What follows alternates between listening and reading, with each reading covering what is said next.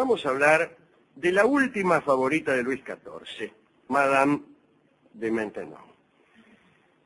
Yo creo que la última novia de un tipo es más importante que la primera. Todos hablan del primer amor, y se llenan la boca hablando de primeros amores, como si las inauguraciones tuvieran, vaya a saber qué sentido mágico. Lo tienen, desde luego, pero me parece que es importante saber quién es la última. Nos preguntábamos en la charla de la Feria del Libro, habida cuenta de que Jacob estaba enterrado en la cueva Macpela con Lía, que no fue la mujer que le había elegido, con quién apareceremos nosotros en nuestra cueva Macpela, junto a quién seremos enterrados o recordados. Y pensar que a lo mejor el destino de muchos de nosotros era ser asociado de un modo cósmico con personas equivocadas. Pero la última favorita de Luis XIV, antes de ser Madame de Maintenon, se llamaba Françoise d'Aubigne. D'Aubigne, es lo correcto. Françoise d'Aubigne. Su padre, Constant, era hijo del poeta Agripa d'Aubigne, pero no era poeta el papá de Madame, sino que era jugador y borracho, como suelen ser los hijos de los poetas. Uno está tan preocupado escribiendo sonetos que el nene anda por ahí cuando quiere acordarse le ha hecho jugador y borracho. Y uno está tan preocupado escribiendo sonetos que no le importa. Bueno, el papá de Françoise, llamaremos así a la futura Madame de Maintenon, andaba siempre en algún negocio turbio, pisaba sobre él la sospecha de haber asesinado a su primera esposa, en fin. Lo acusaron también de conspirar con los ingleses y terminó en la prisión de Burdeos. Parece que ante Constant, el papá de Françoise, sucumbían todas las mujeres. Y una de ellas fue la hija del director de la prisión, que se llamaba Jean. Y se casó con él en la cárcel. Era aquí una historia maravillosa.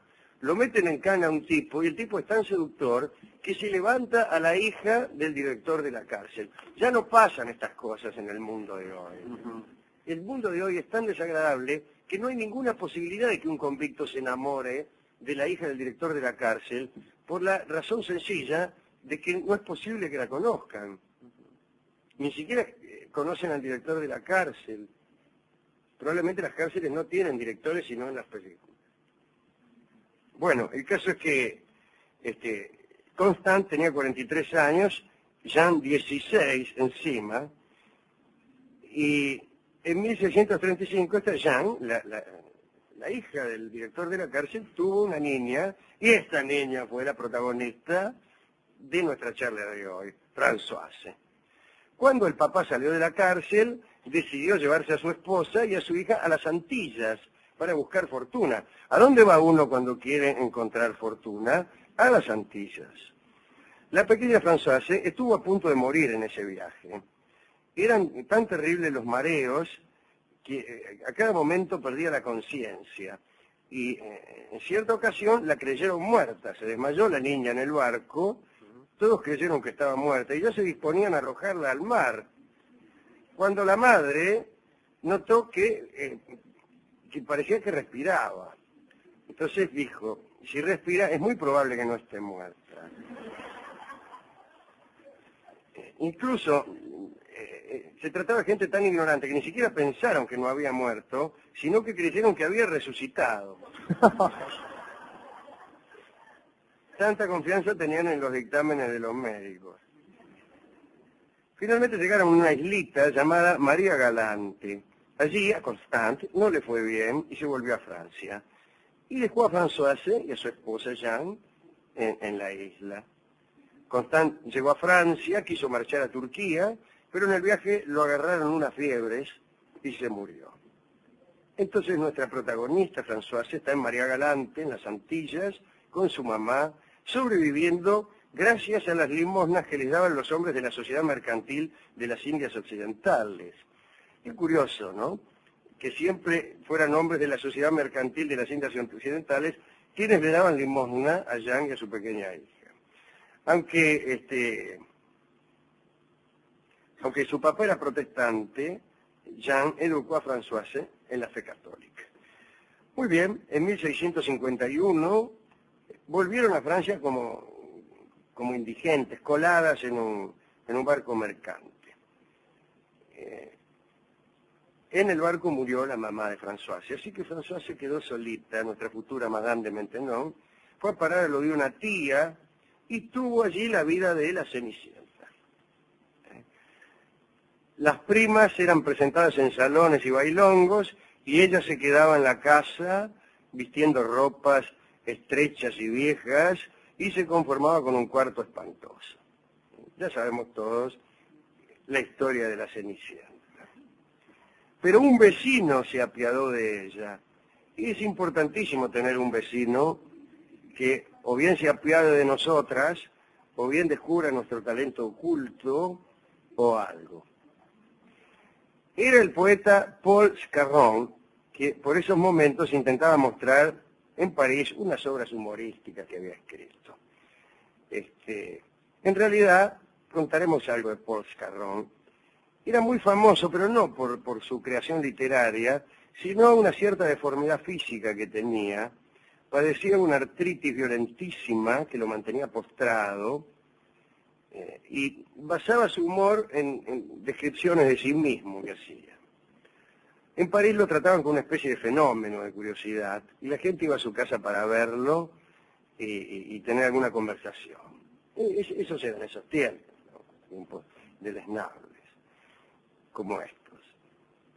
Era pobre este muchacho Paul Scarron y vivía gracias a la generosidad de sus amigos.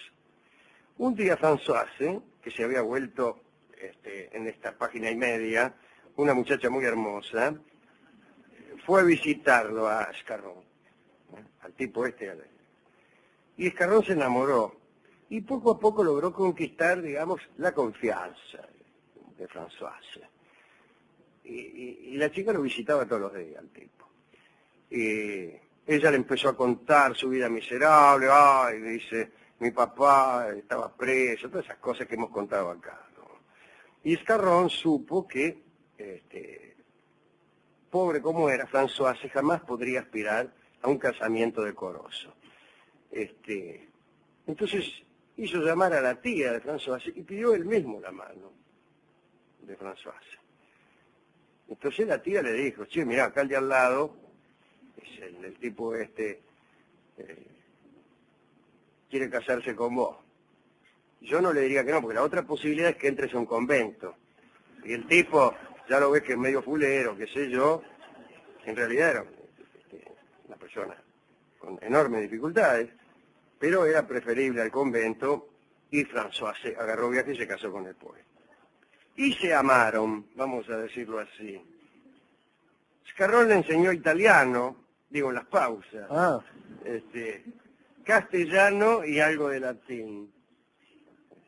Sobre todo le pulió el ingenio a Françoise, Bien pulido. bien pulido, y la destreza verbal, y así que al poco tiempo nuestra Françoise pudo hacer gala de notables dotes oratorias con gente de alto rango y qué sé yo. Esa gente iba siempre a visitar a Scarron, como se ha dicho, ¿no? Entonces los nobles que iban a visitar a Scarron le llamaban a la chica la Belle Indienne, porque había pasado por América. Y andaba ahí llena de admiradores aristocráticos y qué sé yo. En 1660 el bueno de Scarron se murió. Tuvo la precaución de morirse, pero no le dejó nada a Françoise, que quedó sola, sin familia, sin techo, a merced de la ayuda de los demás. Pero ahora sí tenía amigos que había conocido ahí en el salón de Scarron.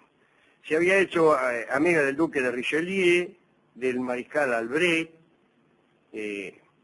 Bueno, una vez en la casa del duque de Richelieu, conoció nada menos que a la marquesa de Montespan, que era la favorita del rey. La Montespan no le prestó mucha atención, creyó que era una sirvienta, Pero al poco tiempo Madame de Montespan quedó embarazada del rey. Madame de Montespan era la favorita oficial de Luis XIV. Y el nacimiento debía mantenerse en secreto. Estaba embarazada del rey, imagínese. Entonces se fue a un lugar, la tipa, tuvo al que después sería el duque de Maine, en secreto, qué sé yo. Y Madame de Montespan pensó en la muchacha que había conocido en aquellas reuniones y la llamó para hacerle un ofrecimiento. Encargarse del hijo que iba a tener, ¿no? Y François se aceptó. Tenía nada más que velar por la criatura y cuidar de que nadie sospechara que era hijo del rey. Después Madame de Montespan tuvo otros hijos que se entregaban a distintas nodrizas en distintos lugares.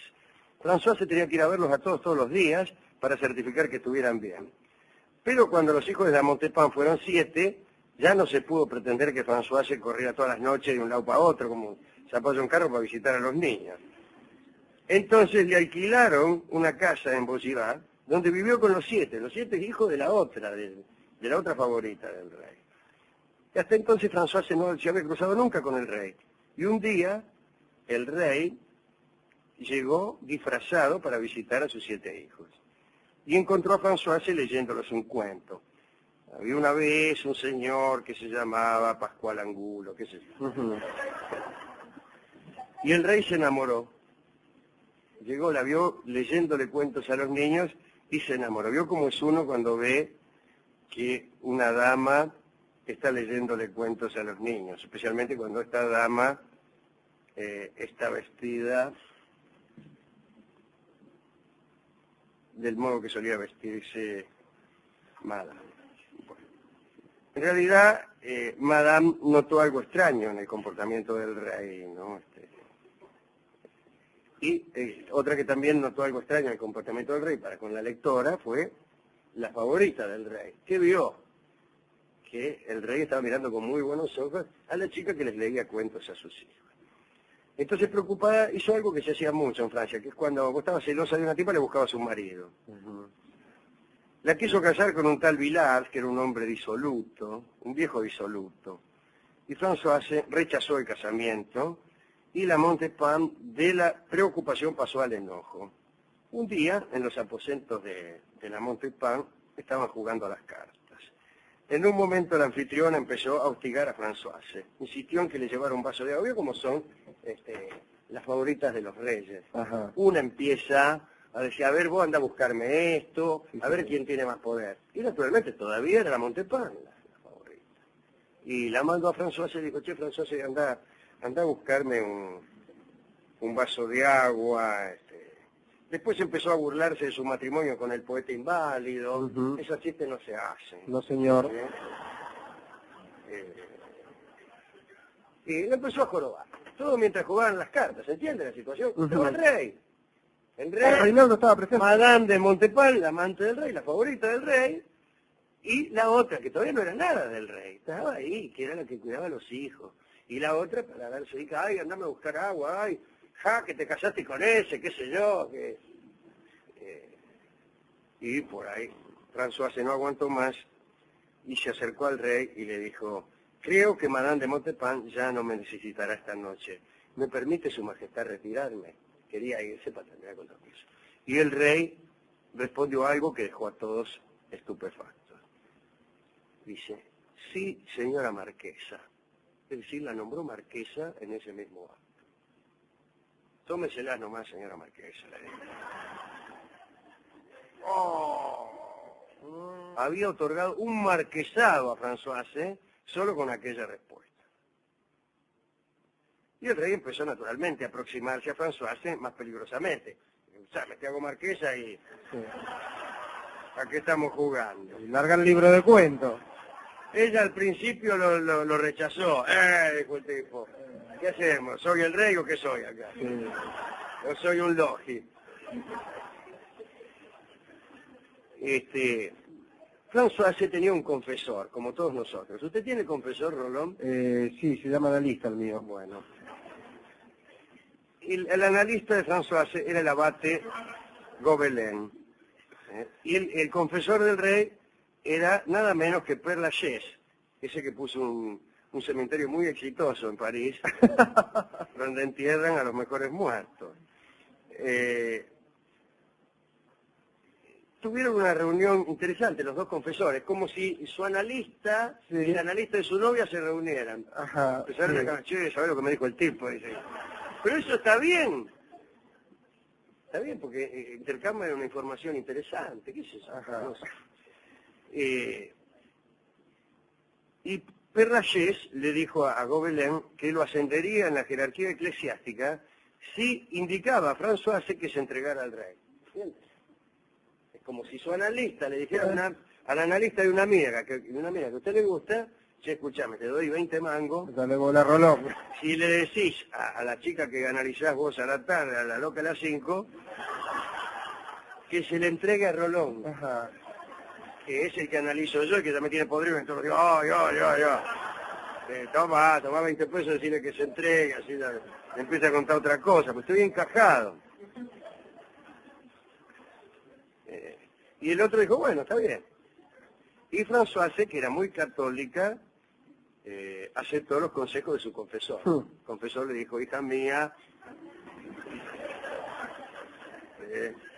dice, bueno, Entiende lo que te digo. y entonces esta chica aceptó los cariños del rey y fue su amante. Poco después se conoció el asunto de los venenos que destruyó a Madame de Montespan, y entonces ya Luis, desembarazado de su favorita principal, se acercó mucho más a Françoise y la convirtió en favorita oficial. Ese fue el triunfo. Después todos conocemos el final, ¿no? La historia de Madame de Maintenon, ya cuando se convirtió en eso, desde el momento en que fue favorita real, y lo fue hasta que el rey murió, fue la última. Algunos dicen incluso que hubo entre los dos, entre el rey y Françoise, un casamiento secreto, pero lo cierto es que ella influyó muy mal sobre el rey. Fue una mala influencia. Fue instigadora de tremendas represiones religiosas que desembocaron en la revocación de aquel edicto de Nantes, lo que llevó a los protestantes, entre ellos algunos parientes de ella, otra vez a la ilegalidad. Pero esa es otra historia.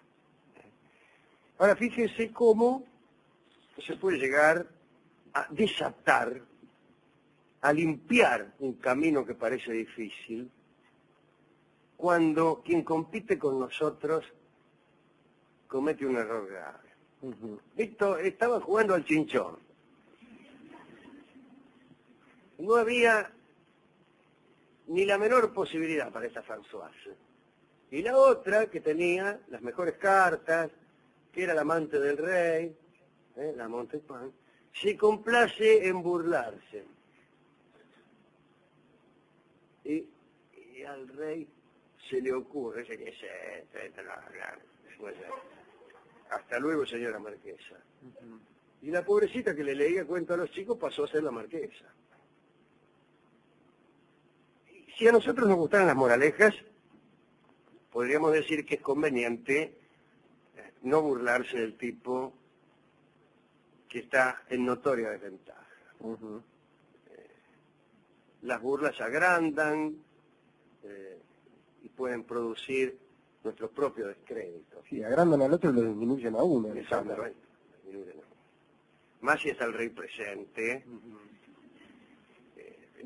Más si está el rey presente debe suprimirse, es un inciso inadecuado. Y iba a agregar entonces, y si uno está jugando al chinchón, pero sería muy específico, claro, circunscribir la moraleja a un caso tan cerrado como este. Pero el caso es que no nos gustan las moralejas. Y a veces uno se burla y le va bien.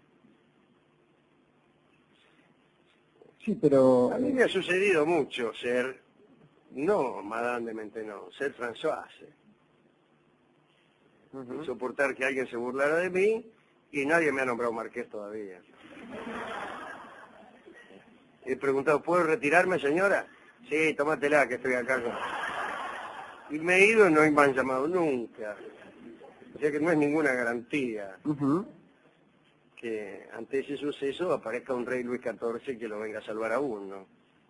Así que, ¿qué hago, doctor? De todos modos, no se burle. No se burle. Yo creo que no hay que burlarse, aun cuando burlarse fuera a darnos ventaja. Claro. Y sobre todo cuando burlarse es fácil, Alejandro. Digo, cuando uno se burla de alguien que no tiene el poder Está bien, yo expresarse creo que por el uno. tema está en una cuestión finalmente relacionada con la inteligencia. Claro. La burla fácil es propia de las mentes vulgares. Entonces, cuando uno se burla de un tipo, porque el tipo es inválido, uno es no solo un miserable, sino que es un gil. Eso está bien. Bueno, habíamos preparado para este programa numerosos chistes de burlas, de ironías canallas y de chanzas infames sobre los defectos de las personas. Lamentablemente hemos tenido que suprimir todas esas divertidos incisos. ¿A quién dedicar esto? A Françoise, aunque más no sea en la primera época. Está bien. Después ya cuando instigó la guerra de religión. Bueno, No, pero en esta historia se lo merece la dedicación. sí, yo creo que sí. A la hija, a la mamá de Françoise, Allá. o sea, a la hija, ahí está, me puse nervioso, a la hija del dueño de la cárcel, no del dueño Del de la director. cárcel, el director de la cárcel. Ah, del chancho en la cárcel. Sí. Qué extraordinario. Conocer a nuestra novia, a nuestra mujer, en la cárcel y ser, no una presa, porque si no, no la conoceríamos. La hija, qué extraordinario. ¿Y cómo? ¿Que se pasearía entre los presos, la chica? Y seguramente. Claro, y el tipo de atrás de la reja le habrá dicho... Solita.